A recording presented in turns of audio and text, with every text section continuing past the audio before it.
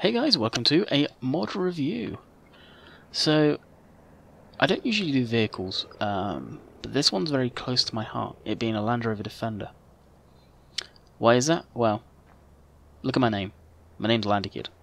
Land Rover. Sums it up right in this. So, this is version 2.0.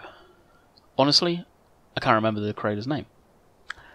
But he's not the creator, he's the one that really ported it over into the world of Farming Simulator and did a very good job.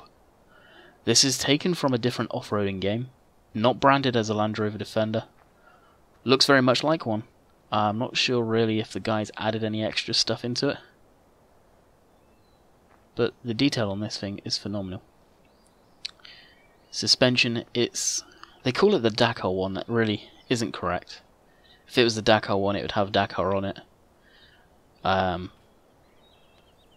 Well, Dakar, no it wouldn't, I'm thinking of the Camel Trophy. But really, I don't know if it would look like that for a Dakar rally anyway. But overall, it looks amazing. You can see it does get dirty, I tried to get it a little dirty for you guys. Has no brand in a Land Rover on it, yet. The grill's incorrect also. Has a high lift jack, sand mats, mud mats, whatever you want to call them. Forgot the brand of these tyres, but it's the ones I personally like. External roll cage, snorkel, shovel up on there, tread plating on the wings, fenders, no matter where you are in the world. You can see the correctly modelled air vents up in there, headlights, indicators, high and low beam, big ass winch bumper. And you can see the coil spring suspension on this. On the back we've got some steps. Really don't see why, because it's not got a luggage rack. It does have a working hitch. See the brake lights, fog lamp, and the reversing lamp. So that's really the walk around on this guy. Let's jump inside it.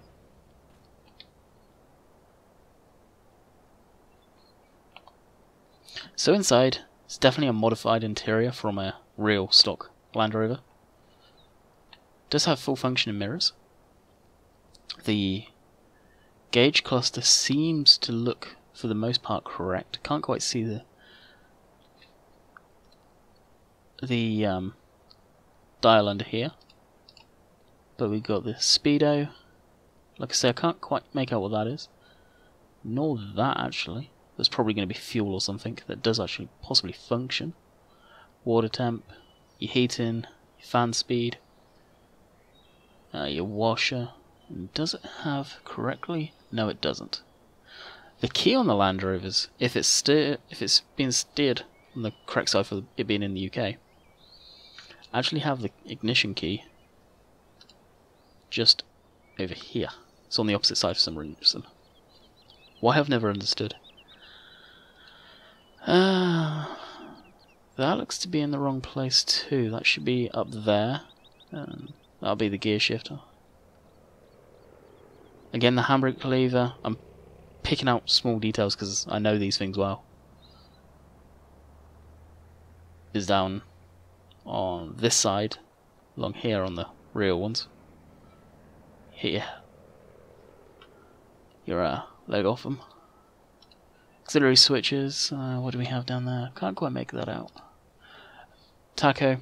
Now, if we hit space, we have IC control.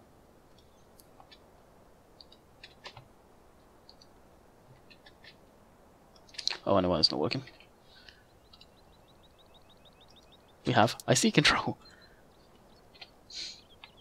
A door opens, and if we hold down this, and now you have to hold it down, otherwise it will wind back up. See that one click. Eventually it will go. So it has working windows, again this side. Working windows. Now here we have opening hood, bonnet, no matter where you are, what it's called. You can see there. Hood, and the back window you can kind of see it opening the tyre there. So we'll go around the front. Now you'll understand in a minute when I start this, but the engine is also wrong in this. For the most part, the top they've got correct. For it being a V8. Back opens up. So I'll start it up and I'll be quiet so you can hear it.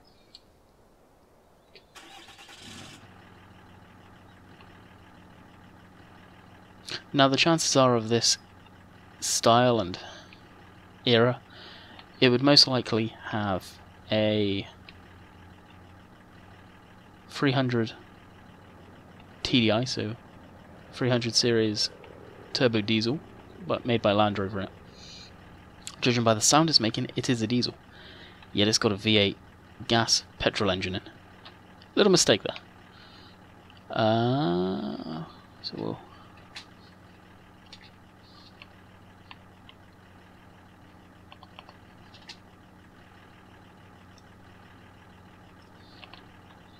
back door shuts, and the spare tire comes across. Looks pretty neat, actually. Go back inside, shut up the door. Do we have the opposite side? Nope. So I'll show you this thing. It does have the working diff lock with drive control. I have it in four-wheel drive all the time because these things are four-wheel drive, permanent four-wheel drive. You cannot take them out unless you have the switchable hubs installed in the front, sort of aftermarket. This is 2.0, like I was saying, and the 2.0 didn't have working suspension. So this is a test track by Mods Wanted. You saw it in the background just here. Available from Mod Hoster also. So we'll take it over the bumps here, and you can see the suspension actually functions correctly. Awesome. A lot of you guys that are my main subscribers know that it is a big pet peeve of mine. So we'll take it over the bumps here as well.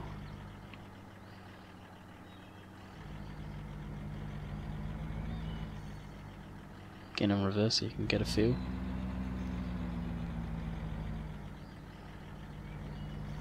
And the front. Now the drive shafts also spin. You can see the front and the rear one. Awesome little feature.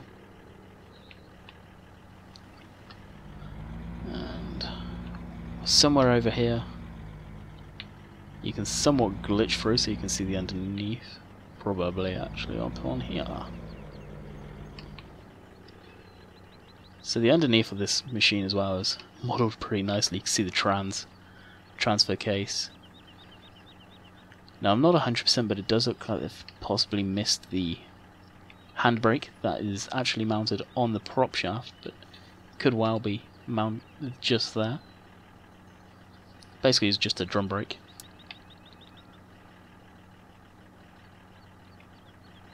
Other guy's feet stick through, so another little glitch there.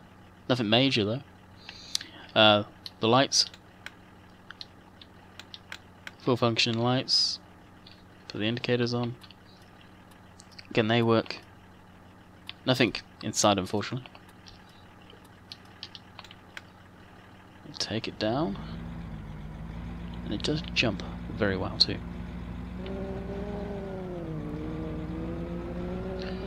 So down here I've got a trailer I'm using.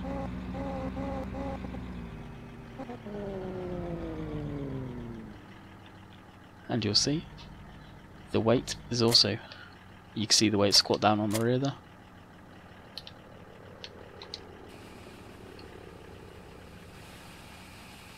See it getting heavier and heavier. So it'd be nice when this is like full scale, if they do plan to do it. It's not quite full scale yet. It will be nice if they do a 1-to-1 version, but it really push come to shove, it does pull this trailer along quite nicely. Oh, I don't know if it's an issue with the game, but the fuel tank is also a lot bigger than the real one.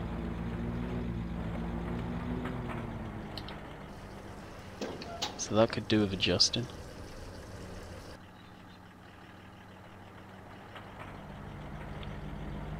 Now how much bigger than the real one, I'll be honest, I'm not sure.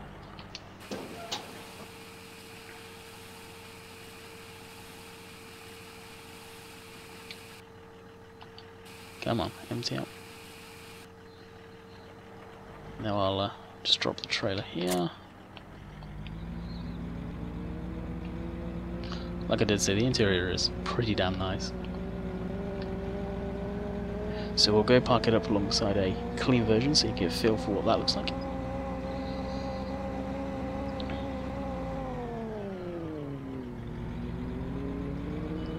So here is a freshly bought one, not driven.